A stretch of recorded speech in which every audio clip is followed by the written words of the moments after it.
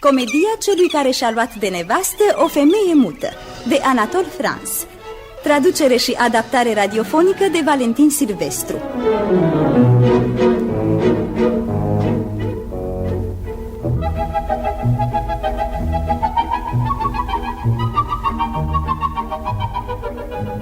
Bună ziua, tinere! Domnule? Aici locuiește domnul Leonard Botal, judecător de civil și penal? Chiar aici, domnule, sunteți în fața secretarului său, Gilles Boascutie, nerăbdător a vă fi de folos, domnule. Du-te și spune că vechiul său coleg de școală, maestrul Adam Fumei, avocat, dorește să discute cu dânsul o afacere. Iată-l chiar pe domnul judecător coborând în scala, îngăduiți să mă retrag. Salut, domnule Botal, mă bucur că vă văd. Bună ziua, maestre Fumei. Cum vă mai merg treburile de când am mai avut plăcerea să vă întâlnesc? Foarte bine, foarte bine. Sper că și dumneavoastră, domnule judecător. De ce vânt bun v-a mânat încoace, maestre Fumei? Vin special de la Chartres pentru a vă înmâna un memor în favoarea unei tineri orfeline. Vă amintiți, maestre Fumei, de vremea când studiam amândoi dreptul la Universitatea din Orleans? Cântam din fluier, făceam chefuri cu damele. Și dansam de dimineață până seara. Da. Acum viu la dumneavoastră, domnule judecător, și sunt pe coleg să vă înmânez un memoriu în favoarea unei tineri orfeline, al cărei proces este în momentul de față pendinte de dumneavoastră. Dă din urechi? E o tânără orfelină. Înțeleg, dar dă din urechi? Este o tânără orfelină prădată de tutorele său, care nu i-a mai lăsat decât ochii ca să aibă cu ce plânge. Dacă tânăra câștigă procesul, ea redevine bogată și va da mari semne de recunoștință. Bine, iau memoriu. Chestiunea va fi examinată. Mulțumesc, domnule judecător și scumpe fost coleg. Vom examina chestiunea fără ură și fără părtinire. Aceasta dogere este de prisos. În altă ordine de idei. Așa? Cum vă trebuie? Sunteți mulțumit? Pe chipul dumneavoastră oarecare îngrijorare. Nu e bună funcția? Am cumpărat-o ca bună și nu m-am înșelat. Nu vă obosește cumva singurătatea? De ce nu vă puneți problema căsătoriei? Vai, maestre Adam, oare nu știți că sunt proaspăt însurat? N-a trecut o lună de când am dat numele meu unei tinere provinciale de familie aleasă, Catherine Momichel, a șaptea fiică a locotenentului de poliție din Salancy. Din nefericire, e mută. Cum? Iată cauza tristeții mele. Cum, soția dumneavoastră e mută? Vai, da. Cum, complet mută? Ca un pește. Dar nu v-ați dat seama înainte de a o lua? Ar fi fost imposibil să nu observ. La început însă n-am dat prea mare importanță faptului. Era frumoasă, avea zestre și nu mi-era gândul decât la avantajele pe care mi le aducea și la plăcerea de a fi împreună cu dânsa. Acum însă aceste considerente nu mă mai încântă. M-ar bucura mai curând să o aud vorbind. Ar fi o satisfacție pentru cugetul meu și un plus în ceea ce privește interesele casei. Da. O nevastă stângace în vorbe și prudentă în fapte scoate de la unul o șuncă, de la altă o bucată de postaf, de la al treilea vin o niscaiva păsăret. Da, sigur. Dar această sărmană mută, Catrina mea, nu pune mâna pe nimic, în timp ce bucătăriile, pivnițele, grajdurile și ambarele confraților mei plesnesc de bunuri datorită neveselor lor. Eu de-abia izbutesc să am ce pune în oală. Vedeți, maestre Fumei, ce greu mie cu o nevastă mută. Aș putea spune că îmi jumătățește averea. Ne mai vorbim de faptul că devin mereu mai melancolic și chiar dau oarecare semne de rătăcire. Dar n-aveți temei să fiți astfel, domnule judecător. Da. Dacă privim situația cu mai multă luare aminte, observăm în cazul dumneavoastră unele avantaje care nu sunt deloc de disprețuit. Nu vă puteți da seama exact, maestre Fumei, de situația mea. Când îmi îmbrățișez nevasta, care între noi, fie vorba, e foarte bine făcută, încerc o tulburare bizară și o neliniște particulară. Câteodată mă și întreb dacă n-am de-a face mai degrabă cu un idol, un automat, o păpușă fermecată, în sfârșit cu o anume mașină născută din arta unui vrăjitor, decât cu o creatură a bunului Dumnezeu. Ce fantezii! Și încă n-am spus totul. Trăind lângă o mută devin mut și eu. Uneori mă surprinde exprimându-mă prin semne ca și dânsa. A doua zi la tribunal mi se întâmplă să pronunț o sentință prin mijloacele pantomimii și să condamn un om la galerie exclusiv prin gest și mimic. De ajuns, înțeleg. E lesne de priceput că o femeie mută are o conversație, ca să zic așa, săracă. Și nu-i deloc plăcut să-i te adresezi știind că nu o să primești niciun răspuns. Iată așadar cauza tristeții mele. Nu vă mai contrazic. Socotesc această cauză drept legitimă și suficient. Dar poate că există un mijloc de a o înlătura. De cauză vorbesc. Da. Vreau să-mi spuneți dacă soția dumneavoastră e tot atât de surdă pe cât e de mută.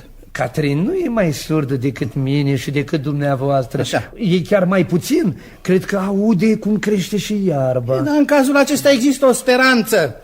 Da. La numai câțiva pași de dumneavoastră, la răscrucea Bussy, în Casa Dragonului, trăiește maestru Simon Colin, renumit pentru știința de a reda glasul doamnelor pariziene. Într-o clipită el va face să curgă din gura doamnei, soția dumneavoastră, valul limpede al sunătoarelor cuvinte, la fel ca și cum, răsucind un robinet, s-a revi pe țeavă un ruleț, susurând în dulce murmur. Adevărat, maestre Adam, nu mă mințiți, nu pledați cumva. Vă vorbesc ca un prieten și vă spun adevărul adevărat. Îl voi chema pe celebru medic, chiar acum pe dată. Cum vi voia. Înainte însă de a-l chema, chipzuiți cu înțelepciune asupra ceea ce vă e mai convenabil. Ei, da, sigur. Cântărind bine lucrurile, dacă o femeie mută prezintă anumite inconveniente, ea are totodată și unele avantaje, nu? Ei, da. Bună seara, domnule judecător și vechi coleg. Socotiți-mă prietenul dumneavoastră credincios și citiți, vă rog, memoriul meu.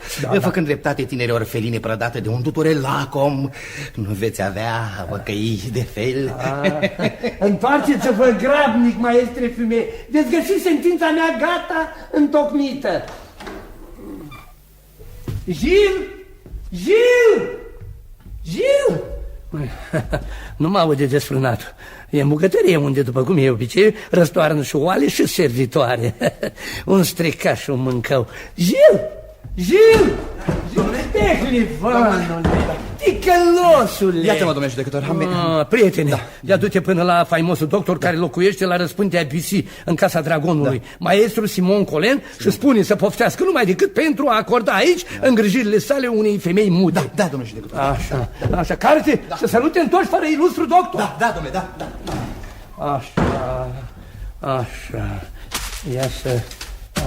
ia să ne așezăm în fața mesii noastre de lucru, totdeauna plină cu saci și înțesată cu proceduri. Azi am de dat 14 sentințe, fără să mai pun la socoteală pe cea privitoare la protejata maestrului Adam Fumet. E o muncă, nu o glumă. Te-ai trezit! Catrin, te-ai trezit, bună ziua, dragostea mea. Surusul tău luminează odaia, așa, foarte bine, instalează-te la roata ta de tors. Voi lucra privindu-te din când în când. Dragostea mea, ești o minune a naturii, o persoană înzestrată cu cele mai bune maniere. Nu-ți lipsește decât cuvântul. N-ai fi bucuroasă să-l capeți? N-ai fi fericită ca toate gândurile frumoase ce ți se ghicesc în ochi să-ți ajungă pe buze? N-ai fi mulțumită să-ți vădești strălucirea spirituală? Nu ți-ar face plăcere să-i spui soțului tău că îl iubești? Ai dreptate să mă aprobi. Ai dreptate. Ia să-ți dau acum o veste bună, dragostea mea. Ne va sosi de îndată un medic ilustru care te va face să capeți grai. Îți va dezlega limba fără să-ți facă niciun rău. Toarce, draga mea, toarce. În ce mă privește, să știi că n-am pierdut vremea de când ai coborât ca să fii aproape de mine. Am trimis la stâlpul infamiei 14 bărbați și 6 femei și am împărțit unui număr de 17 indivizi. 6, 24, 36, 44, 47 și cu 9, 56 și cu 11, 67 și cu 10, 77 și cu 8, 85 și cu 20, 105 ani de galere. Iată cum se măsoară puterea unui judecător. Mă pot feri oare de un anume sentiment de mândrie? Bine, sărută-mă, dacă vrei. Așa. Dar asta... Nu, te rog, Catrin, nu te așeza pe dosare. Nu, dragostea mea, nu sustragi de sub puterea judecății mele o grămadă de vinovați, hoți și ucigași.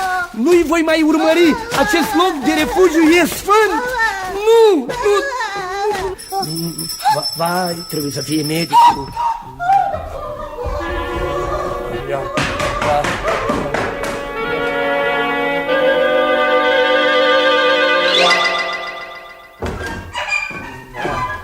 Domnule judecător, iată-l pe marele doctor pe care l-ați poftit.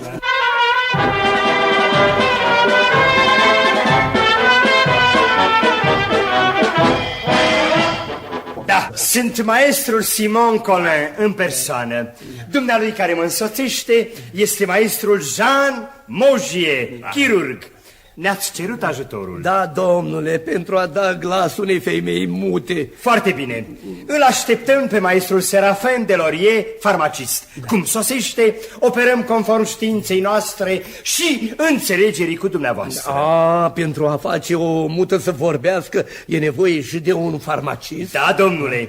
Necunoscătorul ignoră totalmente relațiile dintre organe și dependența lor mutuală. De altfel, maestrul Serafin Delorier nici nu va întârzia prea mult. Așadar, maestre Simon Colin, veți întreprinde o mică operațiune care o va face pe soția mea să vorbească. Mai exact, voi conduce operația. Eu ordon, maestrul Jean execută. Da. Aveți instrumentele, maestre Jean? Da, maestre, priviți. Fierăstrău cu dinți de 2 degete, cuțitele, cleștele, foarfecele, frigarea, burghiul și garnitura de ciocani. Păi da, sper, domnilor, că nu vă veți folosi de toate aceste instrumente. În preajma unui bolnav trebuie să fii totdeauna înzestrat cu cele trebuincioase. Da, fără îndoială că e maestrul Serafin Delorier, farmacist. Maestru Delorier! Fiți binevenit! Acum că suntem în plen, putem să urcăm la bolnavă. Vă conduc, domnii mei, vă conduc eu, dar ia poftiți. Poftiți, maestre Mogier, după dumneavoastră. Trec, dar nu-i nicio clipă, că locul meu e după dumneavoastră. Poftiți, maestre Serafin Delorier. N-aș fi îndrăznit altfel, mersi. Poftiți, domnilor.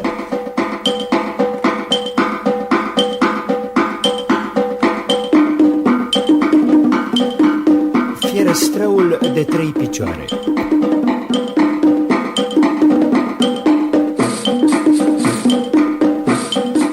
Cuțitele.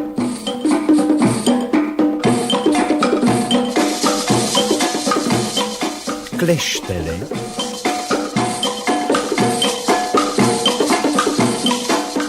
Frigarea.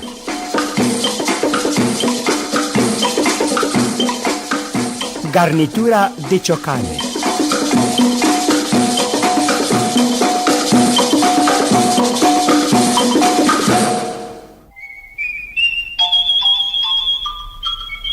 Au trecut câteva luni.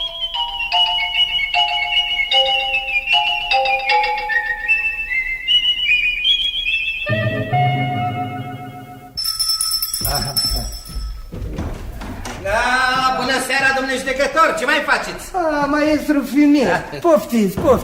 Destul de bine. Dumneavoastră? Din ce în ce mai bine. Scuzați că vă inoportunez, domnule judecător, și scumpe fost coleg. Ați cercetat procesul tinerei mele protejate prădate de tuturile său? Nu încă, maestre Fumea. Cum spuneați?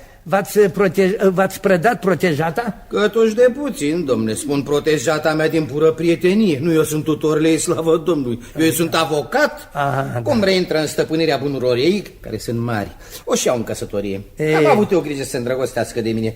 De aceea v-aș fi recunoscător dacă ați examinat procesul cât mai curând. Aveți decât să-i citiți memoriul, în el se află tot ce este necesar. Memoriul dumneavoastră, maestre Fumea, e acolo pe masa mea. L-aș fi citit dacă n-aș fi avut atâtea angarale. În urma sfatului dumneavoastră am fost vizitat de floarea facultății de medicină. De aici mi s-a tras tot buclucul. Ce vreți să spuneți? L-am chemat pe faimosul medic despre care mi-ați pomenit, maestrul Simon Colin. A venit cu un chirurg și cu un farmacist, a examinat-o pe Catherine, soția mea, din cap până în picioare, pentru a-și putea da seama dacă e mută. Pe urmă, chirurgul a tăiat mușchiul limbii scumpii mele, Catherine, farmacistul i-a dat un leac și Catherine a vorbit. A vorbit? Da. Dar de ce mai fost nevoie și de un leac? Din cauza simpatiei organelor. Dar în sfârșit, esențialul este că a vorbit. Ce a spus? A zis: aduceți-mi oglinda. Și văzându-mă atât de emoționat, a adăugat: cotoiul meu drag, pentru serbarea pe care o voi da, să-mi aduci o rochie de satin și o bonetă tivită cu catifea. Și a continuat să vorbească? De atunci nu s-a mai oprit. Așadar, dumneavoastră nu mulțumiți pentru sfatul pe care vi l-am dat. Cum? Nu mulțumiți pentru că v-am atras atenția asupra acelui mare medic. Nu sunteți bucuroși că auziți vorbim pe doamna soția Maestre Fume, vai de mine, vă mulțumesc din toată inima, maestre Fume, și sunt cât se poate de bucuros să o aud vorbind pe nevastă mea. Nu. Da. Satisfacția dumneavoastră nu e atât de mare pe cât s-ar cuveni să fie. Există un ce pe care nu-l mărturisiți și care vă produce nefericire. Unde ați descoperit acest ce? Pe fața dumneavoastră. Ce vă supără? Doamna, soția dumneavoastră, nu vorbește corect? Ba, vorbește bine și mult. Vă mărturisesc însă că abundența discursurilor ei m-ar incomoda dacă s-ar menține multă vreme la nivelul pe care l-a atins chiar de la început. Am riscat o oarecare previziune în această direcție, domnule judecător, totuși nu trebuie să disperați atât de iute. Se prea poate ca acest flux de cuvinte să descrească cu timpul. E primul țâșnet al unui izvor născut brusc. Felicitările mele, domnule judecător. Protejata mea se numește Ermelin de la Garandie. Vă rog să nu uitați numele de Ermelin de la Garandie. Aveți grijă de procesul ei și nu veți avea parte de ingratitudine în ceea ce ne privește, nu? Îngădiți-mi să revin diseară. Maestre Fume, voi studia numai decât procesul dumneavoastră. Mulțumesc. Așa, memoriu pentru domnișoara Ermelinia Sint-Mar de la Garandie. Da. Ce faci acolo, Leonard? Pare ocupat, lucrezi mult, nu să stăuneze. Omul trebuie să mai și odihnească. Dar nu mi-ai spus cu ce te ocupi, prietene. Draga mea, Catrin, eu... E un secret atât de mare pe care nu trebuie să-l știu? Draga mea, eu... Nu, dacă e vorba de un secret, nu mi-l destăinui. Lasă-mă ca răgazul să-ți răspund. Cercetez un proces și mă pregătesc să dau sentință. Să dai o sentință e un lucru important? Fără îndoială. Păi de ea depind nu numai onoarea, libertatea, câteodată viața oamenilor. Prin ea judecătorul arată cât de profund e spiritul și cât de șlefuit e felul de a vorbi. Atunci cercetează procesul și pregătește sentința, prietene. Bine, dar nu voi mai spune nimic. Uite, mă așez aici. Așa. Domnișoara Ermelinia Sint-Mart de la Leonard, Garandie. Leonard, ce crezi că m-ar aranja mai bine? O rochie de damasc sau o haină din catifea după moda turcească? Nu știu, eu... Am impresia că la anii mei e mai potrivit satinul înflorat, mai cu seamă dacă e de culoare deschisă și cu flori mici. Bine, poate, dar eu... Nu crezi, Leonard, că ar fi necuvincios să exagerezi amploarea juponului? Moda aceasta va dispare. Va veni o zi când doamnele de condiție bună vor abandona și burghezile vor urma exemplu. Nu ești de aceeași părere, Leonard? Însă... Cât privește papucii de casă, trebuie și să aibă fasonul lor. Femeia e considerată după picioare și adevărata eleganță după încălțăminte se judecă. Nu ești de aceeași părere, Leonard? Da, dar... Scrie sentința, nu mai spun nimic. Așa. Ori tutorile numite domnișoare Hugues Thomasin, senior de Pedlu, ia să notăm, vreau să zic că Pedlu, bun, a prădat-o pe numita domnișoară de... Stai, lasă-mă, dragă. O cotărâie, un iepure, costă mai puțin împănat și friț decât dacă îi cumperi vii în piață. Asta vine de la faptul că birtașii își procură angro la preț scăzut și revând foarte avantajos. Nu zic că trebuie să ne cumpărăm mâncarea de la bir. Cel mai bun lucru e să pui oala pe foc în propria-ți casă. Dar dacă vrei să-și invitești prietenii, să dai o masă cu invitați, cel mai expeditiv și mai necostisitor lucru e să aduci mâncarea din afară. Birtașii și cofetarii pregătesc mai puțin de o oră o cină pentru 12, pentru 20, pentru 50 de persoane. Foarte comod. Nu ești de aceeași părere, Leonard? Da, nebunesc, sunt că nebunesc, dragă. De oricel vorbind, am impresia că aș putea să stulbur lucru, nu mai spun nimic. Dacă ai face ce spui... Nu mai deschid gura. Minunată. Observ, prietene, nu mai spun nimic. Într-adevăr. Te las să lucrezi liniștit, așa, să-ți redactezi în liniște sentința. E gata? Nu va fi niciodată dacă nu o să taci, așa. Idem, 120 de livri rentă care acest nedemn tutore le-a sustras sărmane orfeline. Lasă-mă! Femeie, cine m-a... Uite-o pe doamna de la Bruido, nevasta procurorului. Are o tichie de mătase, prodată și o manchie mare, cu o lac peste după să le aducă o rochie de brocat. E după ea un lacheu mai uscat decât o scrumiesă. Nu, lași omul ăla cu păfume. Leonard, se uită la noi, dacă vrea să ne facă o vizită. Bine, dar lasă-mă, nu înțelegi că... Prin fotolul, Leonard, ce faci? Lasă-l. Cum se cuvine, dragă, orice persoană trebuie primită după starea și rangul ei. Bine. Se va opri, lasă-mă, se va opri Tole, la nu ușa înțeleg că nu mai... noastră. Ba nu. Da, ce? Nu, trece mai departe. Stai, nu. A trecut. Ei, poate că m-am înșelat. Da, Poate că nici nu era ea. Ei, da, Nu poți recunoaște totdeauna oamenii. Dar chiar dacă nu era ea, în orice caz era cineva care îi semăna. Îi semăna domnule, foarte mult. lasă-mă Dacă să- mă gândesc sentința. bine, sunt sigură că era ea. Nu se află în tot Parisul o femeie care se semene atât Nu de mi-ai bine spus cu că doamna stați- de la Bruin. Leonard, Da. prietene, aș fi fost bucuros ca doamna de la Bruin să ne facă o vizită? Nu, dar dăm voie și Sper nici că mă- nu o să te super dacă o să mă așez puțin aici. Aole, Pe masă, unde ți-a plăcut întotdeauna să mă Bine, vezi. mi-a plăcut, dar- Dumneata, om căruia nu-i plac femeile Îmi voi flecare, ești pe semne fericit că Păi, n-ai luat-o de nevastă pe doamna de la Bruin. Cred ca o găscă. Nu fac face cu altceva decât să sentința? frâncănească de dimineața până seara, ca o ciocăritoare. Câteodată mai povestește și niște istorii care nu-i fac nicio cinste.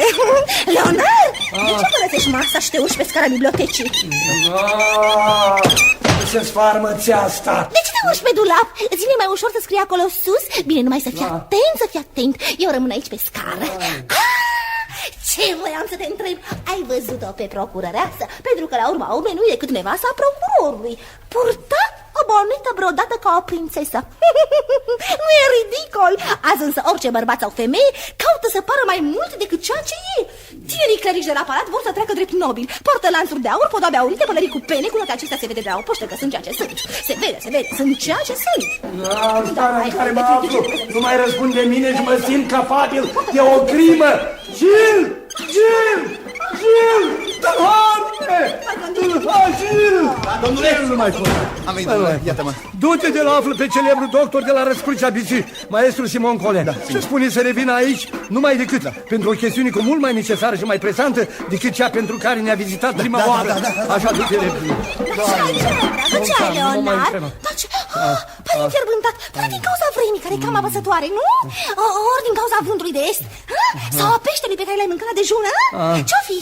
Ce-ai, Leonard? Nu, omule, posum, omule, e treaba negustorilor de mărunțișuri să măsoare pe Anglica, a călugărilor să cerșească, a păsărilor să se spurce pe tutine și a femeilor să cotcotăcească până le plesnește splina. Cum mă mai căiesc, neghioabo, că ți-am tăiat firul muțenii. Dar nu nimic, las, fii liniștită. Acest mare doctor te va face numai decât mai mută decât ai fost înainte. Până atunci...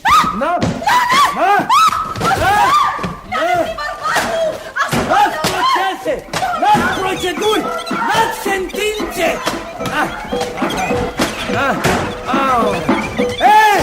Hei, ai casii, fugiți după ea, urmăriți-o, nu o lăsați să coboare, fiindcă acum mai e un odată în turn și Dumnezeu știe ce lovituri pot să se abată asupra tuturor.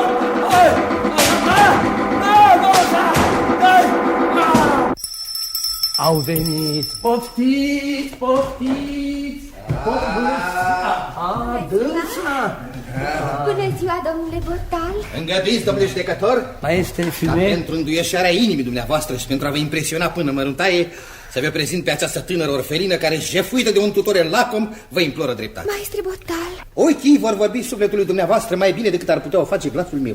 Da, maestre. Domnișoara de la Garandie va duce prin noi rugăciunile și lacrimile sale, adăugându-le o șuncă de porc, 2 pateuri de rață și o gâscă și 2 boboci. Ea îndrăznește să nădăjduiască, în schimb, o sentință favorabilă. domnișoară, cazul dumneavoastră mă interesează. Dați-mi coșul și luați loc. Îți mulțumesc. Aveți de completat ceva în apărarea cauzei care vă privește? Sunteți prea bun, domnule. N-aș face decât să repet ceea ce tocmai v-a spus avocatul meu. Asta e tot?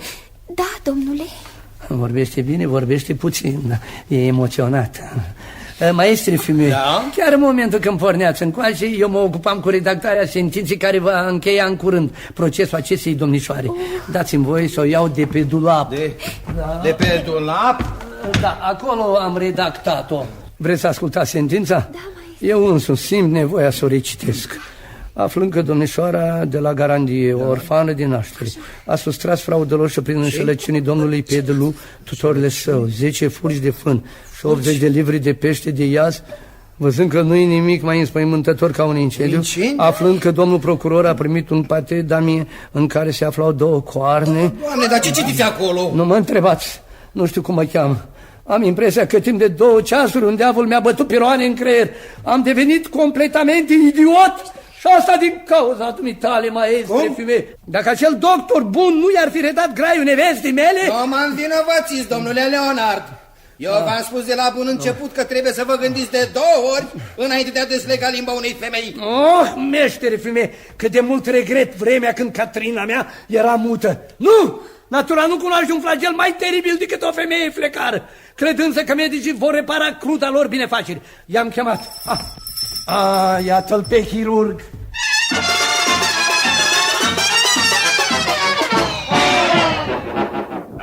Onoare să vă salut, domnule judecător. Iată-l pe maestru Simon Colin și pe maestru Serafin Delorie, farmacist. Maestru Simon Colin, țineam să vă văd. Vă cer un ajutor imediat. Pentru dumneavoastră, domnule, ce boală aveți? Unde vă doare? Nu e vorba de mine, ci de nevastă mea, cea care era mută. O incomodează ceva? Nimic, pe mine mă incomodează. Cum? Dumneata ești cel incomodat și nevasta trebuie vindecată? Maestre Simon Colin, Catrin vorbește prea mult. Trebuia să-i dai glas, dar nici până într-atâta. De când ai vindecat-o de muțenie, m-a nebunit, domnule. Nu mai pot să o aud. V-am chemat să o faceți din nou mută. Imposibil. Cum? Cum nu-i mai puteți opri glasul pe care l-ați redat? Nu mai pot. Arta mea e mare, dar nu până într-atât. Da, este imposibil. Aoleu, atunci sunt un om pierdut. Nu mai rămâne decât să mă arunc în sena cu un bolovan de gât. Nu pot să trăiesc în acest vacar. Și dacă nu vreți să mă vedeți înecat, trebuie, domnilor doctori, să-mi găsiți un leac. După cum v-am spus, pentru nevasta dumneavoastră nu există niciunul. Există însă unul pentru dumneavoastră în cazul când consimțiți să vi-l administrăm. Iată un licăr de speranță. Vă rog să vă explicați. La trâncăneala femeii există un singur remediu. Surzenia bărbatului. Cum? Ce vreți să spuneți? Nimic altceva decât ceea ce am spus. Dar cum de nu înțelegeți? Pe cea mai frumoasă invenție din lume. Neputând să o facă mută pe soția dumneavoastră, acest mare doctor se oferă să vă surzească. Să mă surzească de tot? Negreșit. Sigur. Vă voi vindeca subit și radical de incontinența verbală a doamnei, soția dumneavoastră, prin cofoză. Prin cofoză? Păi ce e asta, cofoză? Cofoză e ceea ce se numește în mod vulgar surzenie. E vreun inconvenient ca să surziți? Da, există un asemenea inconvenient. Credeți? Și care ar fi acel inconvenient? Sunteți judecător. Ce inconvenient e ca un judecător să fie surd? Da, nu e niciunul, puteți să mă credeți. Lucrez doar la Palatul Justiției. Nu există niciun inconvenient. Ce pagubă a rezultat pentru justiție? Dar n-ar rezulta nicio pagubă, dimpotrivă. Domnul Leonard Botal n-ar auzi nici avocații, nici părțile și deci n-ar mai risca să fie indus în eroare de minciuni. Adevărat? Sigur, ba chiar ar judeca mai bine. Posibil? Fără nicio îndoială. Dar cum se operează această... Vindecare? Da. Cofoza sau surzenia poate fi obținută pe mai multe căi. Da. Ea se produce fie prin otore, fie prin oreioane, fie prin scleroza urechii, fie prin otită sau prin anchiloza oscioarelor.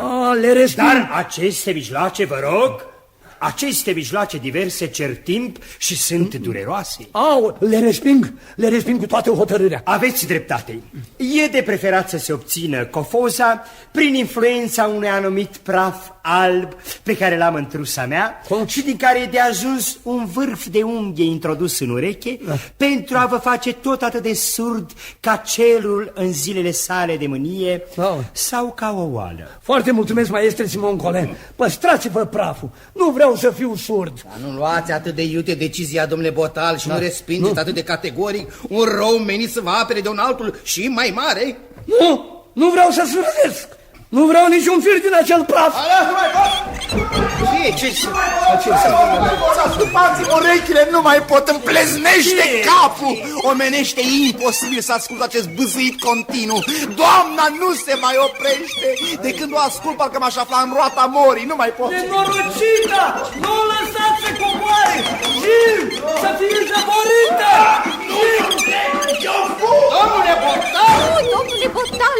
Să fie oare sufletul dumneavoastră atât de negru încât o puteți sequestra pe această sărmană doamnă? Ce frumoasă și numeroasă adunare! Sluga dumneavoastră, domnilor! Ei bine, doamnă, sunteți nemulțumită de noi? Nu v-am dezlegat bine limba? Destul de bine, domnilor, și vă sunt foarte obligată. La început nu puteam să articulez prea multe cuvinte, dar acum vorbesc cu destulă ușurință. Mă folosesc cu moderație de acest dar, căci o femeie flecare e pacostea casei. Domnilor, aș fi dezolată dacă aș ști că mă puteți bănui de vorbărie și dacă ați gândi că mă amezește mâncărimea de limbă. De aceea vă cer îngăduința de a mă justifica chiar acum față de bărbatul meu care, datorită nu știu cărei aparențe potrivnică mie, și-a putut închipui că vorbele mele l-ar distrage în mod primejdios în timpul redactării unei sentințe. Era o sentință în favoarea unei tinere orfeline care și-a pierdut în floarea vârstei tatăl și mama. Asta n-are nicio importanță, n-are importanță. Da, așa. Stăteam lângă el și propriu zis nu-i spuneam nimic. Nimic. Singurul meu discurs era prezența mea. Oare un bărbat se poate plânge de așa ceva? Poate vedea ceva rău în faptul că soția sa se ține pe lângă dânsul și caută apropiere așa cum se și cuvine? Leonard, dragul meu, cu cât mă gândesc mai mult, cu atât înțeleg mai puțin neliniștea dumitale. Ce motiv ai avut? Nu, să nu mai invoci pretextul flecării mele degeaba, Leonard. Pe semne că ai ceva împotriva mea, o nemulțumire pe care nu o cunosc și pe care te rog să mi-o mărturisești. Îmi datorez o explicație și când voi ști ce de-a supărat, voi face în așa fel încât pe viitor să îndepărtez cauza nemulțumirii pe care mi-a adus-o la cunoștință, căci dorința mea cea mai vie este de a-ți evita orice fel de nemulțumire. Mama zicea, între soți nu trebuie să existe niciun fel de misterii. Și avea dreptate. Uneori un soț sau o soție care nu s-au destăinuit unul altuia au atras asupra caselor și asupra lor înșine cele mai teribile catastrofe. E ceea ce i s-a întâmplat și doamnei președinte de Bopro. Pentru a-i face o surpriză plăcută bărbatului ei, a închis într-un cufăr în camera de culcare un purcel de lapte. Bărbatul a auzit țipătul purcelului și crezând că e un amant de-al nevestei, trase sabia și o înfipse în inima bietei sale soții, înainte ca nenorocita să-i fi putut da vreo explicație. Închipuiți-vă surprinderea și disperarea sa la deschiderea cufărului. Da, de aceea e bine să nu se păstreze taine. Chiar de bună credință. Poți să te explici, acești domn Leonard. Eu nu mă jenez și orice vei spune va face să strălucească nevinovăția mea. Gata! M-am hotărât! Praful, maestri Colen! Dați-mi praful dumneavoastră alb! Fii-vă milă! Despre ce n-a fi vorba, dacă e vorba de un praf pe care eu știți? Într-adevăr, nici când praful de surzenie n-a fost mai necesar ca acum. Vă rog să vă așezați, domnule judecător. Maestru Serafin de Laurier vă va insufla praful asurzitor în ureche. E vorba de un praf de insuflat, eu o folosesc pentru copturi, un praf de scorțișoară. Un praf foarte bun. Atenție, Botal, vă insuflu praful.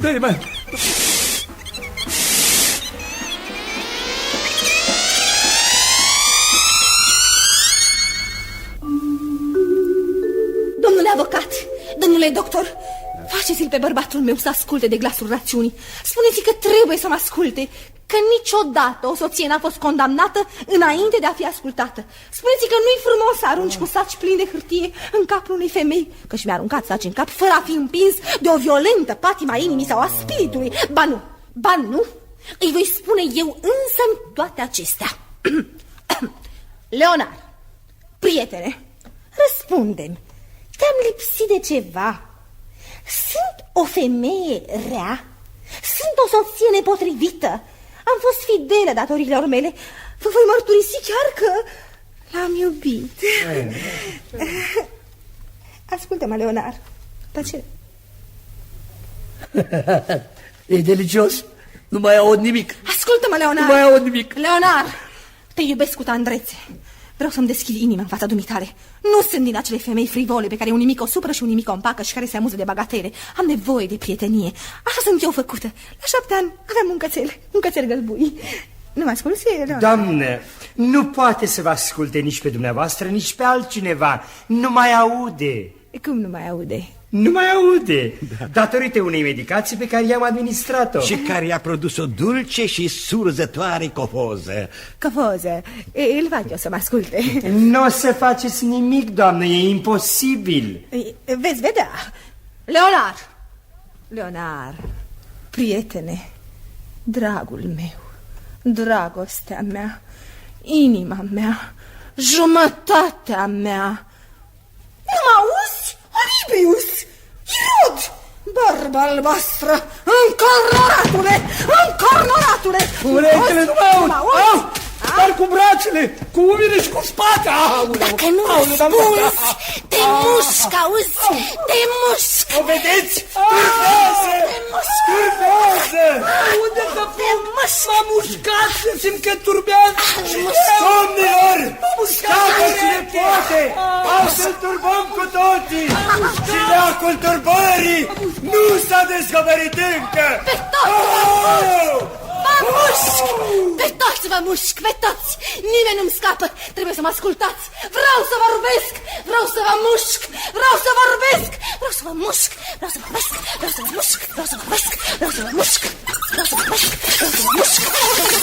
Vreau să vă mușc! Vreau să vorbesc! Vreau să vă mușc! Vreau să vorbesc! Vreau să vă mușc!